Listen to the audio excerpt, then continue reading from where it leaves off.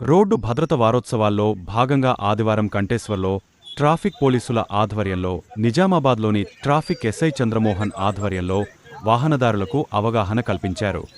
Road భద్రత నియమాలను ప్రతి ఒక్కరూ పాటిస్తూ సురక్షితంగా తమ గమ్యస్థానాలకు చేరుకోవాలని అన్నారు.